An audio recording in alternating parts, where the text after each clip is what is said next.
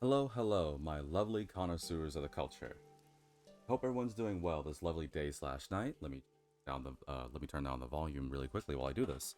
My name is V, aka Vitamin DGR. I have done many games before, and I definitely know a number of the people potentially clicking on this video have an interest. And if not, well then hopefully I can get your interest. Welcome to another story. More specifically, this is Master Detective Archives Raincode. Now, I'm gonna do a couple of how do I start this? How do I say this? I guess in a simple way, it's a prologue. Kind of telling you all what's gonna happen for this little brief little side thing I'm doing. For context, it wasn't long ago that I beat Master Detective Raincode, and it is a fantastic visual novel. I cannot stress enough how much this game has just jumped into my heart, and I really do hope for more. If you wish to see the full playthrough, then please by all means go on to my YouTube under the Master Detective Archives Raincode visits. I greatly appreciate all the support. You can see my journeys there. But the reason why I'm doing this video is different. Now, I do not want to say any spoilers. I'm going to be not giving any clues or context or anything. The purpose of this video is just to read this visual novel that came with the special edition. Now, it's going to be awkward, at least for people who've watched my playthrough. It's going to be different at the very least, because some of you guys who are watching this most likely have seen my playthrough. So you might understand where I'm going with this, or where I may be feeling with this. But to give extra background, some time ago, quite some time ago, I played Rainco for the first time, and I told viewers I got the special edition for Switch, which is the Mysteriful Limited Edition. And I guess I kind of forgot that it came with a visual novel, and I am going to read it. But unlike my normal playthroughs, the purpose of this, I'm just going to read it straight. Normal voice, no random voices or anything. I just want to see what happens if I do a normal episode. Well, normal is definitely a word I could use. Just a normal narration with my normal speaking voice as best as I can. Hopefully I don't stutter. Hopefully I have no TIs, knock on wood.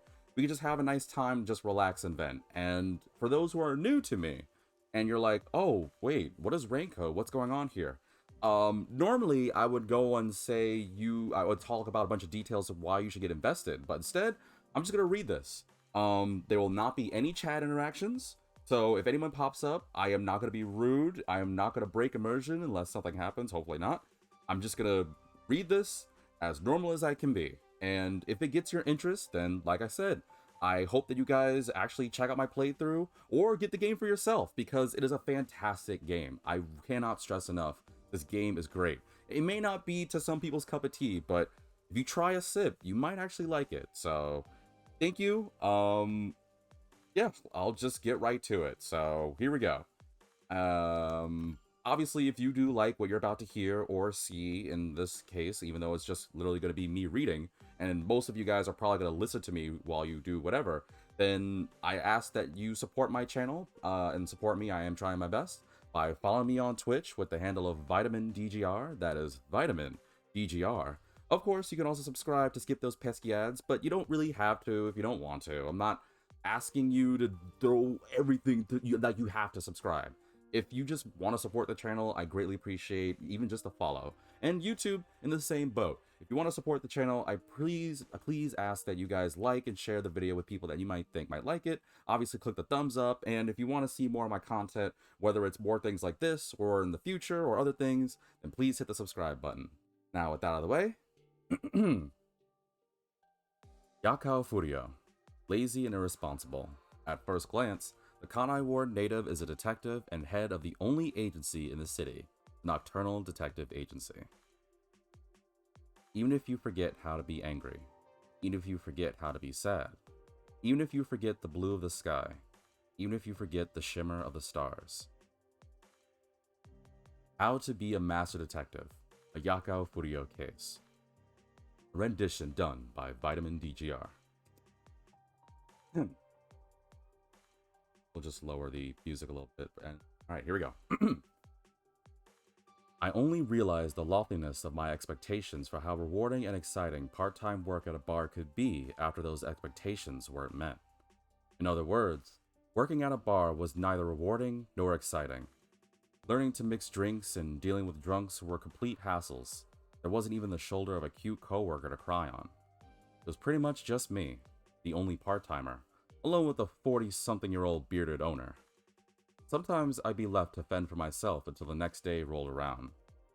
There were plenty of reasons to leave, including the fact that it was a job anybody can do. Not to mention, it was just too physically demanding. But fortunately, I couldn't actually quit. Everyone around me was buckling down for college exams or making the most of their last summer of freedom, but I couldn't be bothered. If I quit my job, I'd have nothing to do. The clock was ticking, though. Living off the wages of a part-time bartender was rough. If I couldn't figure out what I wanted to do, I'd end up in a Kadai Ward factory. Probably someplace like Amaterasu Corp, which had been making waves. Clock in for exactly 8 hours every day. Come evening, some boring book in one hand, a beer in the other. Repeat ad nauseum for 40, 50 years. Terrifying. Terrifying how perfectly clear that image is in my head. It was just nothing I wanted to be. Or rather, it's more like I don't think I can be what I want to be. And so to not have to deal with those sort of unproductive thoughts, I mix drinks at a bar. Ice, whiskey, cola. Ice, whiskey, soda. Ice, whiskey, whiskey. The first 2 drinks should be stiff. The more booze flows, the less fussy customers tend to be. You get them too drunk and you only find yourself in more trouble, so hitting that sweet spot is key. The trick is to watch the eyelids. Even if someone looks sober, once their eyelids start to droop, it means they're 1 or 2 drinks away from a meltdown or throwing stuff around. But someone who looks dead drunk can stand firm on his own 2 feet all night as long as his eyelids don't give. Most annoying customers are the ones who only order beer or drinks on the rocks. Simple orders, sure, but I can't adjust the strength of their drinks. All I can do is offer a chaser and hope the person I'm dealing with doesn't suck. A waste of my skills, dreams, and youth that would otherwise go completely unused, all so I can snag a couple extra sales. Beardy left me alone today. Since all the customers had already left, I closed the till a little earlier than usual. Not bad earnings-wise. It is Friday after all. As I count up the sales, I think about my crap hourly wage. I'm sure I put the close sign on the door, but it suddenly burst open all the same. Sorry, but we're all ready. Hand over the money. What? 2 skinny guys in balaclavas, both holding black batons. Oh, one of the balaclavas walks right up to me and crack. A sound like 1 billiard ball smashing into another. There's an iron tang in the back of my nose, and I find myself facing the ceiling. Huh? Oh, seems like I've been attacked. I turn my head in time to see the backs of darkened figures as they scram out the front of the bar. I check the register sitting on the counter, completely cleaned out aside from a few coins. Tough break. Yeah, right. I rush out the bar in pursuit, but the balaclava boys are nowhere to be seen. What to do?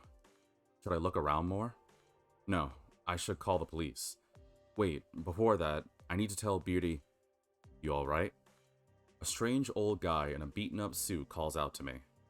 I'm pretty far from alright, but I'm not about to tell him that. Your nose, it's leaking. What? Then I realize it. The sensation of cold blood beneath my nostrils. And alongside that realization, a feeling in the bridge of my nose like it's about to explode. You get robbed or what? Yeah. What's your name? Yakou. Yakou Furio. Wrong. Your name's Adol Weber. What? You know the rundown office building on the other side of the hotel? It used to have a cram school inside. Well, actually, they're on the 2nd floor. Go and give them that name. You'll get your money back. Huh? Wait, what are you talking about? It's true. I can see the future. It's not like I believe anybody can actually see the future. But when some middle-aged guy says something that cryptic, then disappears, it holds a certain persuasive power over you. And to be honest, it would have been a hassle getting the police or Beardy involved. It's not like I can get the money back, and more importantly, Beardy can be a total pill. So I went to the building to see for myself. Lights only seeping out of the windows on the 2nd floor. The old man was right. Seriously? Of course, that isn't proof the balaclavas from before are actually inside, but I'm hoping they are. I'm hoping what the man said about getting the money back is true. That what he said about being able to see the future is true. I wouldn't complain about a little excitement in this boring life of mine from time to time. Half filled with prayer and half filled with excitement, I slowly climb the pitch-black stairwell of the building. Upon reaching the second floor, I find myself in front of a dented aluminum door. Light trickles through a pane of frosted glass set at eye level. Those guys really are in this building. I'm in the right place. So what now? Am I supposed to kick down the door and tell them I'm Adel Weber, like the old guy told me to? Ridiculous. Even if this is their hideout, it's not like they'll believe me just because I say that name. And I doubt they're gonna stop at a nosebleed this time. I should definitely just call the police. Is someone there? Did they hear me? Or maybe they saw me through the glass. Whoa. The aluminum door bursts open, like someone kicked it from the other side. Who the hell are you? A young man who might be one of the balaclavas from earlier scowls at me. Behind him is a dusty room, roughly the size of a small studio apartment. In the center of the room is a large table littered with half-eaten rice. On either side of it are two shabby couches, their stuffing popping out. Seated on one of the couches is another young man who could also be one of the balaclava boys. Hey, aren't you that guy from the bar? Return the money, please. Nah, don't feel like it. The guy sitting on the sofa reaches one hand back without looking. A metal bout sprats from behind him. Crap. This really isn't gonna end with just a nosebleed. The words spill out of my mouth before I can even think. I'm Adel Weber. The men look at one another. I can tell they're discussing something with those glances. Adel, you don't think... Think what? What are they thinking? I don't know. I have no idea. The only thing I do know is that if I stay here any longer, things aren't gonna end well for me. Please return it. Now. Silence. The men call for her again with their eyes. Silence. I notice flecks of dust swirl before me. We're sorry. The guy holding the metal bat bows his head with fervor. Before I can blink, his partner up close does the same. Blood, likely frozen by the tension, resumes flowing through me. The edges of my vision flicker white. Adel Weber. Who the hell is he? It has to be someone whose face those guys don't know, someone they can't refuse, but no explanation comes to mind. Maybe they're flunkies in some gang and Adel Weber is the name of their boss.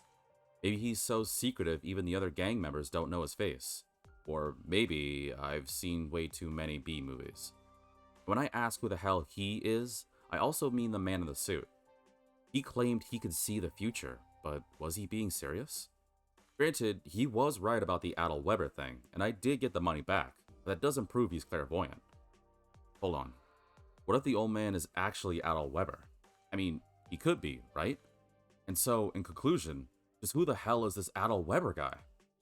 Well, anyway, I recovered the stolen money, either because the adrenaline had worn off, or because I just crossed an incredibly dangerous bridge. I found myself covered in goosebumps. If you had told me my skull was crushed by that metal bat and I was just a stain on the wall, I might have believed you. And so in that state, I made my way back to the bar. You're back early. The old guy in the suit sitting at the counter says to me, somewhat casually, What are you doing here? Nothing, really. I just thought you want a proper farewell, is all. I'd appreciate it, but I have no idea what's going on. Before we get into that, how'd it go? You get the money back? Yeah, thanks to you, but what's this all about? Can you really see the future? And what's the deal with Adel Weber and... Oh, right.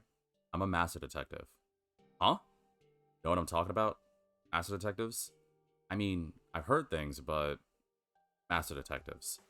Sleuths with extraordinary abilities belonging to an extra-legal, extra-privileged organization devoted to eradicating the world's unsolved mysteries. The World Detective Organization. Telekinesis, clairvoyance, mind-reading. The ultimate detectives. Heroes. No kidding. You're pretty well informed. When I was a kid, I mean, I'm still a kid, but I used to want to be a detective. Oh, that means your forensic forte is being able to see the future, right? Yeah. My forte is called foresight. When I touch someone, I can see the next hour of their life. Well, I say see, but it's more like an instant imprint onto my mind. Hold on a second. If you have to touch someone physically for your power to work, does that mean you touched the robbers earlier? They bumped right into me when they left the bar. They were causing a ruckus, so I looked into their futures. I saw their hideout was on the other side of the hotel, their boss's last name was Weber, and that he had a little brother named Adel. They didn't seem to know the brother, so I gave you the name. I see. The boss's little brother. That does explain what happened earlier, but I'm parched. How about pouring me a beer? Sure, no problem, but what? You got something to say, say it. I'm just wondering if it's all true. Hmm? You did help me out earlier, but that doesn't mean you couldn't have known about the robbery before then. You might even be the boss, or his brother, Adel Weber, as cliche as it sounds. And to be frank, it's hard to imagine a real master detective would be just sitting in front of me. You did mention something about wanting to be a detective. Pain in my ass. Sorry. First of all, the name's Mitsume. Mitsume Haring, not Adel Weber. Second, if you want proof I could see the future. Mitsume places the palm of his hand on his forehead as if he were checking for a fever. There we go. You see that woman in the dress through the glass door, yeah? Yeah. A woman in a black dress walks toward us from an alley. And there's a man in a hoodie by the pole in front of her, yeah? Yeah. The woman is going to walk past the man in the hoodie. After 3 seconds, she'll drop something like a handkerchief or a scarf. The man will step forward to pick it up just as she realizes she dropped it and turns around. A chance encounter. They'll recognize each other, decide to grab drinks, and walk away. He lays it all out in detail. The woman walks past the man in the hood. 1, 2... Oh, she drops her scarf. Needless to say, the rest plays out just like Mitsume had predicted. I saw my own future, the future we're witnessing now. Rad. He's the real deal. To think that someone as terrifying as a master detective is here in Kanai Ward. What's he doing in a place like this? Is he working a case? What kind of cases had he solved before? The questions bubble up like freshly opened bottle of tonic water. But first, I have to thank you properly. Don't worry about it. I just felt like helping. If you must, how about bringing me that beer? But I feel bad if I couldn't do something to pay you back. That's a lie. Of course I want to thank him, but there's more to it. I don't want this meeting to end. I want to get into his good graces. Oh yeah? He thinks for a second. How about working part-time at my detective agency? Huh?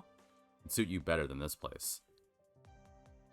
And so I started working at Mitsume's detective agency, a Kanai Ward branch of the World Detective Organization. I quit my job at the bar without a second thought. It occurred to me again that the reason I kept mixing drinks was because I was worried about not having anything to do. I was so excited to start my new, extraordinary life working under a master detective. But it wasn't what I expected. The only cases assigned to me involved finding lost cats and investigating cheating spouses. Dumbass. How are you going to help out with requests from the WDO? Those are top secret. You get the run-of-the-mill stuff I don't need to be bothered with. The easy jobs. Make sense? Makes sense. A silly dream shattered in an instant. By the way, the office was as typical gets. Just a normal room in a regular office building. I'd fantasized, about hidden doors behind bookshelves, which would subsequently lead to rooms filled with cutting-edge tech. You can imagine my disappointment when I first saw a branch office of the world-renowned WDO. How dense are you? Only the diffident would get hung up on that kind of crap. Yeah, I get it, but it's natural for a teenage boy to have that sort of expectation, right? That said, since I started working at the Mitsume's agency, my day-to-day life blossomed. Partly because I wanted to be a detective ever since I was a kid, and partly because even seemingly straightforward jobs required some degree of creativity. Take for a lost cat, for example. I'd have to consider its personality, lifestyle, the surrounding geography, and so on if I want to guess where it might be. If I found it, it'd feel like I'd just beaten a game. If I didn't, it became trial and error. There was something to learn in that repetition. Adultery cases were usually depressing, but staking at a hotel made me feel like I was doing real detective work. And although it wasn't like me, even I get swept up in the emotion of it all when a client tearfully said something like, "Now I can start my life over." But when I reported to Mitsume about those experiences, I'd be met with a cold expression. You're a real detective once those emotions end. Once it becomes routine and no longer affects you. Then why are you a detective? What's your motivation now? I don't need motivation. A pro just gets the job done. For real? I mean, I had already figured this emotional high wouldn't last forever, but Mitsume's words hit me harder than anything Beardy had ever said. I learned I was the shallow type of person who puts title and position above all else. Because truthfully, you got a knack for this, kid. Nothing made me happier than when Mitsume praised me. Me, having a knack for anything. I couldn't help but chuckle to myself. Driven by that high, I felt nothing but respect for him at first.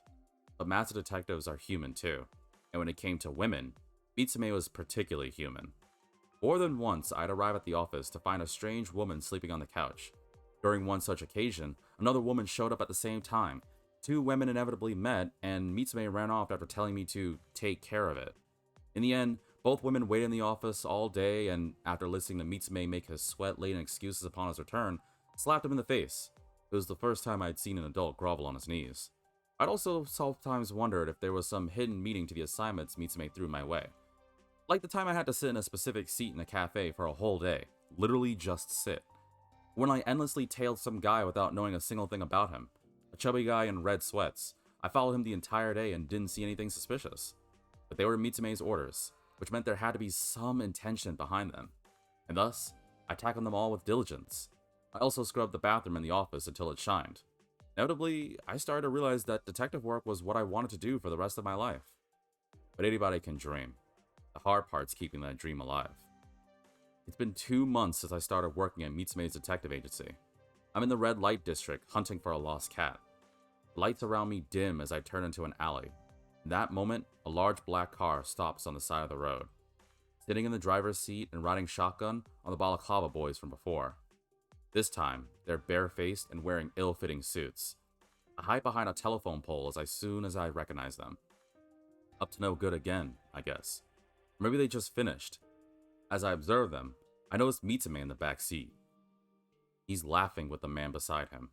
The man has tattoos in a circular pattern beneath both eyes. Teardrops, lots of them. It's customary for gangbangers to get a teardrop tattooed for each person they kill, right? In that case, how many lives has this guy taken? Wait, hold on. Could the tattooed man be Adol Weber's older brother, the boss of the Balaclava Boys? That would explain why one of them is the driver. But why is Mitsume joking around with a gang boss? Is Mitsume actually the boss's younger brother? No, the tattooed man looks younger. If anything, he'd be Mitsume's younger brother. That would make Mitsume the boss. Maybe they're just friends? Business partners? Whatever the case, I've been duped. But at what way? To what end? I continue watching as whatever strength holds me up drains from my legs. How long has it been now? 10 minutes? After they wrap up their friendly chat, Mitsume hands the tattooed man an envelope. He checks the contents. A fat stack of cash. His fingers flicker as he counts it. He grins with an expression that says, "All here." Mitsume exits the car along with the Balaclava boys. Turning to face them, he lowers his head in a bow of thanks. What? Then disappears into the red light district. My legs finally give out. Behind closed eyelids, a white haze whirls. The hell? What's going on? Mitsume gave them money, so he must be involved in something shady, right? But he's a master detective of the World Detective Organization. Wait, what if he's been lying about being a master detective? No, he definitely saw the future. Even if he knew the location of the Balaclava Boys' hideout because he was in bed with them, that wouldn't explain how he knew what would happen outside the bar. Unless that was also some kind of trick. Yakou? I turned my head up toward the voice. Who is this again? A woman in her mid-20s. Ah, did you already forget? We met at the detective agency, remember? I ran into that other woman. I'm Iha, but you can call me Iha. The name doesn't ring a bell, but she's definitely one of Mitsume's playmates. What's wrong? You look terrible. Well, never mind. I'm just dealing with some personal issues. Does it have something to do with Mitzi? What makes you think that? All he does is make the people around him cry, including me and other women, of course. He's not a bad guy, though, but I guess that's something people usually say about bad guys. Did you know he can see the future? Huh? The future? Like ESP? Yeah. He claims that if he touches someone, he could see the next hour of their life. Oh, you're joking. Mitsume usually kept quiet about being a master detective, so it's not surprising Ehab doesn't know. But it makes sense if you think about it, right? If Mitsume can see the future, it explains everything. You want to believe him, don't you? I guess so. But it's not true. He can't see the future. If he could, he wouldn't be so terrible with women, and I would have bumped into that other woman. Well, you see, there are special conditions for his power to work, and you'd have to touch me, right? That's a condition? He certainly did that, and then some. Sexy. Not. The extent of my knowledge about that kind of thing is limited to what I've seen in books and videos. Nothing more. But if she says that's what happened, then that's what happened. The conditions must have been met. Maybe he has a personal privacy, a policy to not use his foresight in private matters, or maybe it goes against his principles. But that's a lot to assume of him. Hypothetically speaking, what if Mitsume is a fraud? He wouldn't be able to see the future. But if that were true, he wouldn't have been able to predict what we saw through the glass door of the bar. Did he hire actors beforehand, anticipating I doubt his abilities? No, what would be the point of doing all that just to fool me? Or maybe that scene he predicted was actually one that happened all the time and I just never noticed.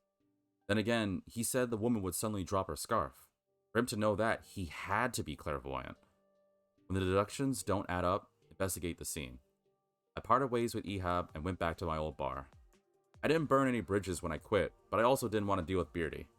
My reluctance was ultimately unwarranted, as he'd already hired a new part-timer, a cute one at that. Seems like he hadn't given my resignation a second thought. If anything, he was probably grateful I left. I order a cola, sit in the same seat Mitsume sat in when he made his prediction, look out the glass door. No sign of the woman or the man in the hood from before.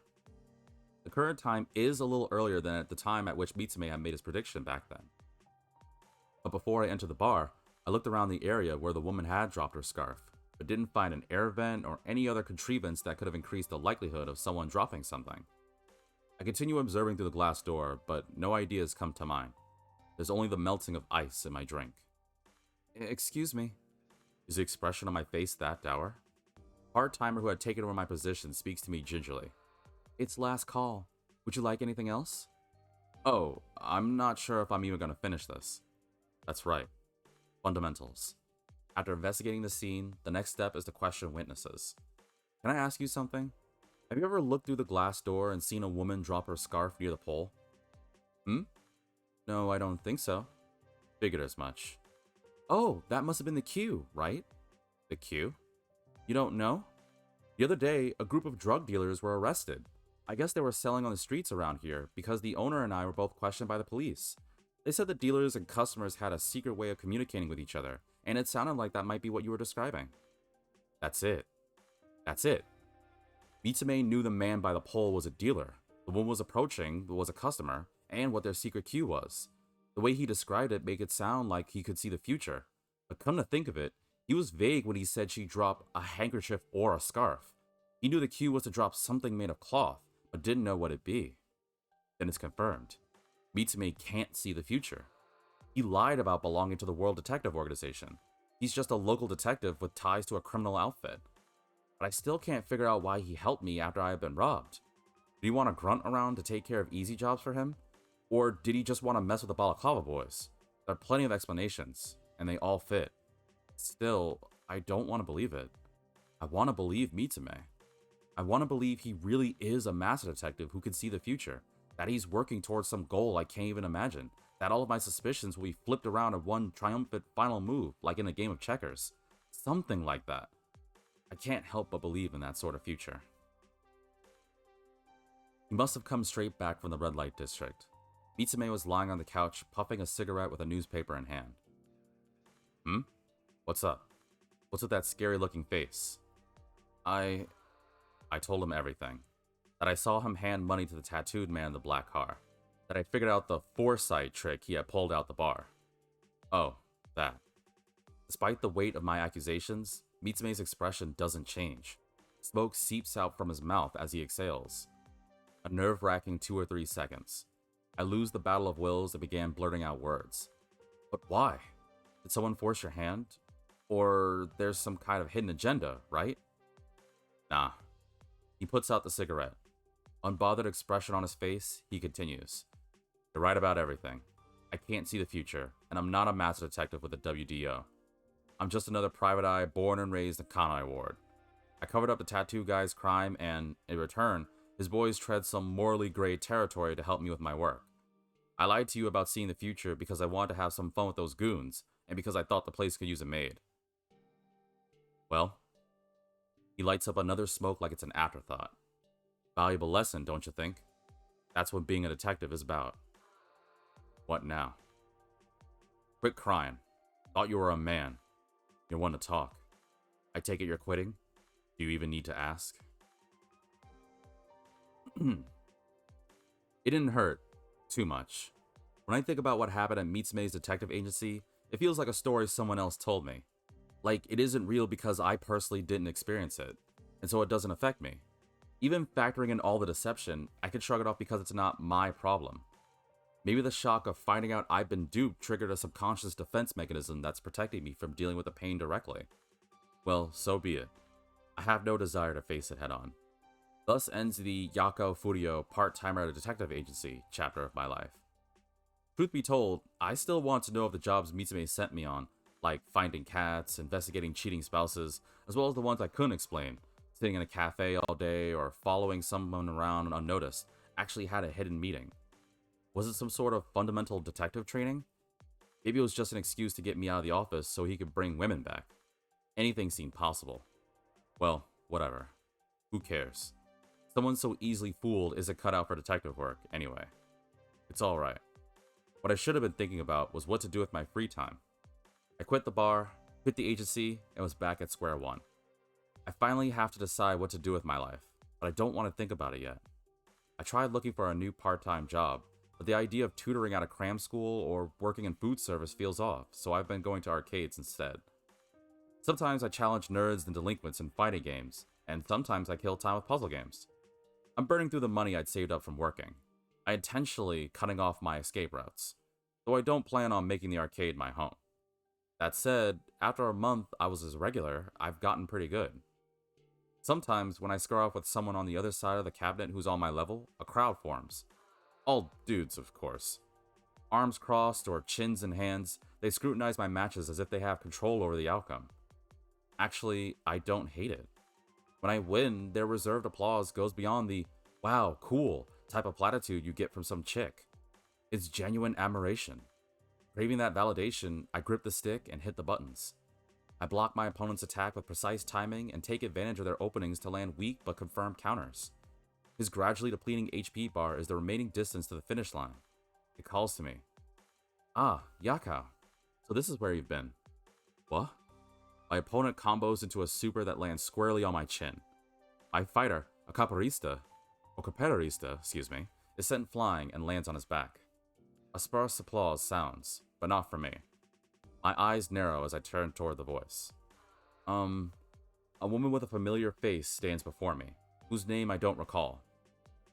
Mitsume's playmate number 2. She bumped into Ehab that one time. Kiriko Cornelius. Remember me? Maybe not. It's been a while. Long time no see. I've been looking for you. I don't have your info, and Mitsume said he didn't know where you were either. Why? What do you need from me? Well, I have a request. A mystery I want you to solve. A mystery? You mean like a case? Exactly. An unsolved case. An unsolved case. In short, Kiriko's story.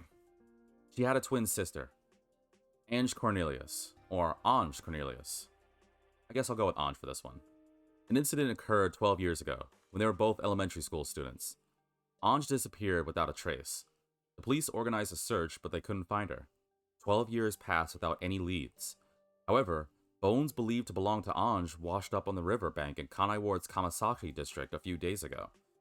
During the course of forensic investigation, bones were found to belong to Ange, not to Ange, but to her sister, Kiriko Cornelius. We decided an arcade wasn't the best place for a conversation of this magnitude and relocated to a cafe. Kiriko calmly takes a drag of her cigarette. None of it makes sense. There are a few things bothering me. Of course.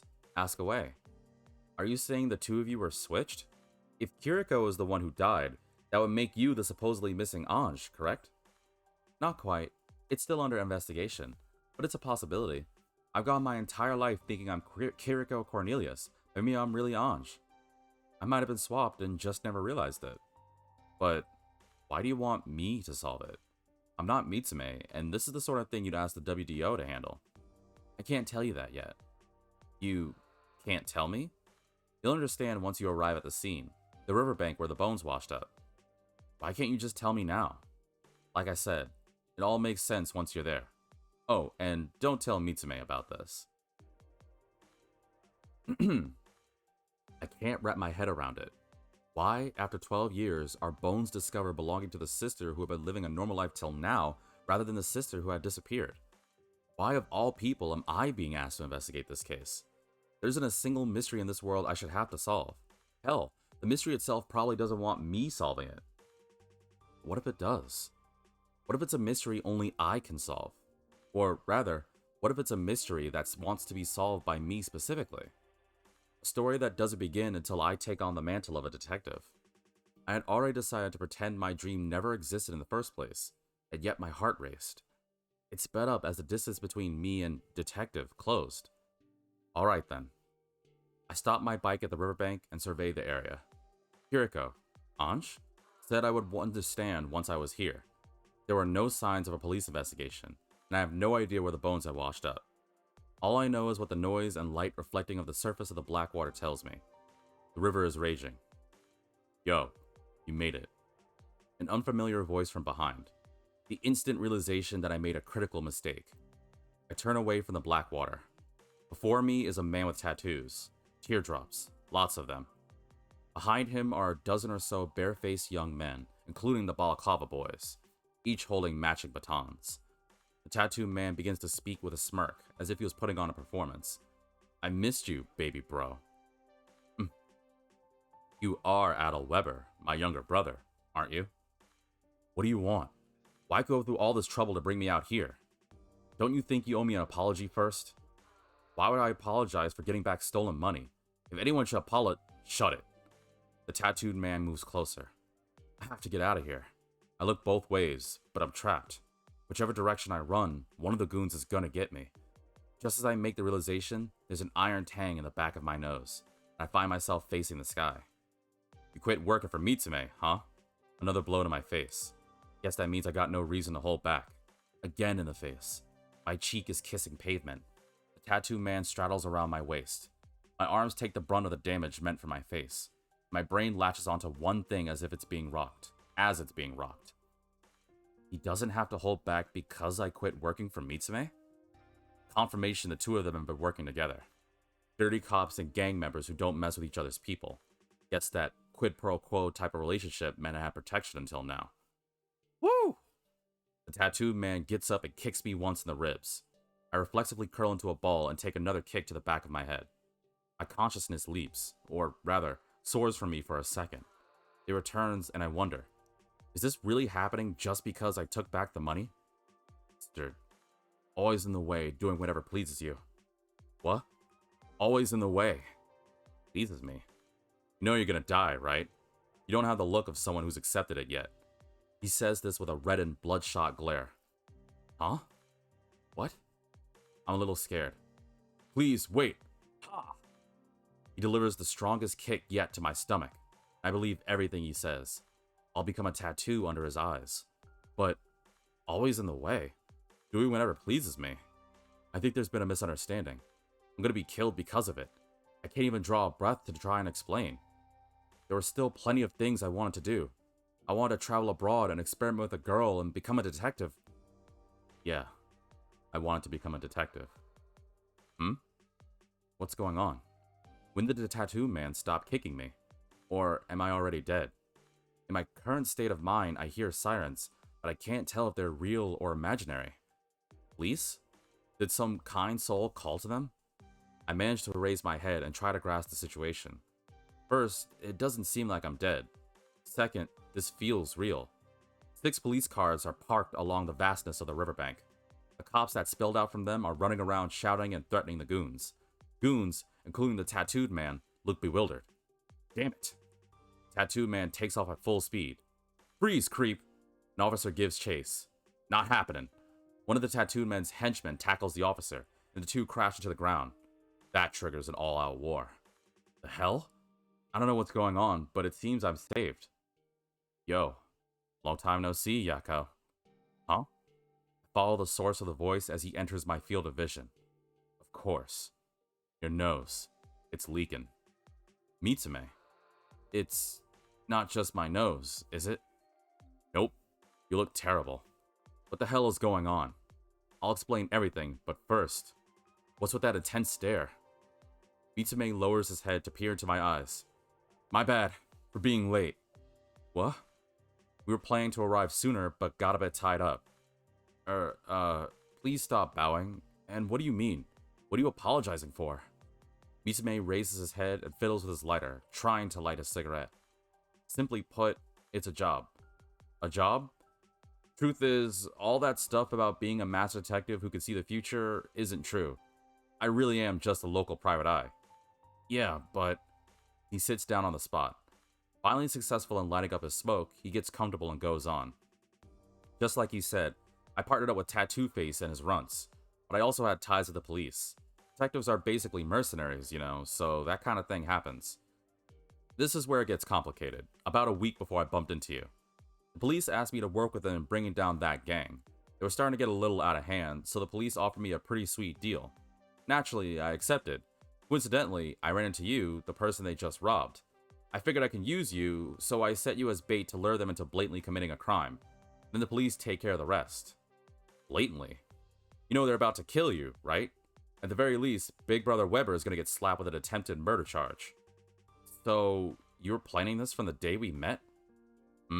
That's the gist of it. Okay, but you don't actually have foresight or whatever, so... You remember all those meaningless jobs I sent you on? Sitting at a specific seat in a cafe all day? Endlessly tailing someone you didn't know a thing about? It was all to disrupt their drug deals. The cafe you sat in was where their transactions went down. The person you followed around was no subtlety, was a dealer. The gang let you be since you were with me, but their hatred built up all the same. They were ready to snuff you the second you left my protection. By the way, when you saw me handing money over to Big Brother Weber, that was me making up for your actions. It was an apology for how you were interfering with their business, going about it as you pleased. As I... pleased? Right. I told them you were acting out on your own on some weird sense of justice. I see. Had been in the way, doing as I pleased, completely without my knowledge. One last thing. If the plan was to book them, why not strike a deal while they're in the middle of a deal? Sounds like a good idea. Excuse me, apologies, let me try that sentence again. One last thing. If the plan was to book them, why not strike while they're in the middle of a deal? Sounds like a good idea, but wouldn't have worked. Big Brother Weber, old Tattoo Face, rarely gets his hands dirty. Even if we hit the sites where the deals go down, we'd only catch the small fry. That wouldn't have fixed anything. That's why we had to use you as bait. Whether it's to maintain discipline in the ranks or to keep the underlings afraid, only the boss decided when it was time to kill someone. So I made him want to murder you. Silence. Well, sorry about that. School of Hard Knocks, right? More silence. First and foremost, are you kidding? They were about to kill me. That kind of apology isn't worth shit. I could have actually died. F off. But at the same time, rad. Whatever little of my brain that's still functional can figure out this much. If this is just a regular detective, imagine how impressive master detectives belonging to the WDO could be. Whatever anger and dejection I feel over being used as a pawn is supplanted by envy for detectives. That said, I forced my aching body up and shoved Mitsume by the shoulder. Nyah! Mitsume, the man who cannot see the future, falls into the evening river. Ah! What the hell was that? Simply put, it was just payback. That was dangerous. I actually came close to respecting that fraud. Thanks to Mitsume, the gang had been dismantled. With that, Kanai War became just a little more peaceful. It doesn't feel that way, but it must be, right? As for me, I returned to my part-time job at Mitsume's agency. Lost cats and cheating spouses. Plus, occasionally assisting Mitsume when he get a request. Stuff that felt like real detective work. No more concerns about my future path. I tossed those aside. I decided I'd train here a bit longer and become a detective. It was embarrassing to admit, so I still hadn't told Mitsume. 2 months passed after my return to the office. And just like that, my life as I know it comes to an abrupt end. The detective agency is finished. What? What did you do? What's that supposed to mean? Getting married. What? To Ehab. You met her, didn't you? Oh, congratulations. We're moving to her hometown. Not sure if I'll set up a new office there, but I'm finished here. An unexpected ending. But a happy one. Happy? Happy. A happy ending. As if. What Ehab said, it didn't seem like she thought much of Mitsume, but I guess people just say things sometimes. I still don't understand a woman's heart. What about you? Have you decided what you're going to do with your life? I was thinking of becoming a detective. It's something I've wanted to do since I was a kid, and it looks like it could be fun from what I've seen. Huh, not a bad idea. You're just saying that. Nah, I'm serious. It makes me kinda happy. Feels like my time as a detective in this town has some meaning. Huh, I see. That's one way to look at it. My desire to become a detective gives meaning to Mitsume's efforts here as a detective. Well, ultimately, it's my dream. Something I'm doing for my own sake. I want to become the type of detective who makes people happy to have me around. Afterword. This is an afterword by Yoichiro Koizumi. I hope you enjoyed How to Be a Master Detective, a Yakou Furio case. This novel isn't about an event that takes place more than a decade before the main game, but you can read it before or after playing. When did you read it? Before or after? If you're going to start playing soon, I hope you look forward to seeing what Yakou becomes. If you've already played the game, try imagining how Yakou's life would have turned out if he never experienced the events of this novel. Would his future change or not? It might have been fun to think about. And Afterword by Kazutaka Kodaka. What do you think of young Yakou's story? Did you read it before you played the game, or after you finished it? If you read it before, please read it again after playing. You might experience brand new feelings. If you read it after, please erase your memory and read it again as if you've never played the game before. Thank you. Thank you all for tuning in and listening. My name is V, aka Vitamin DGR.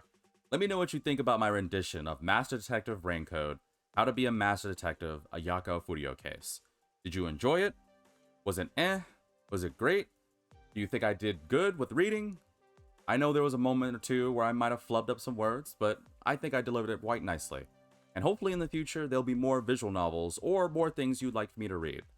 Whether you want me to read it normally like this or add a little flair to it.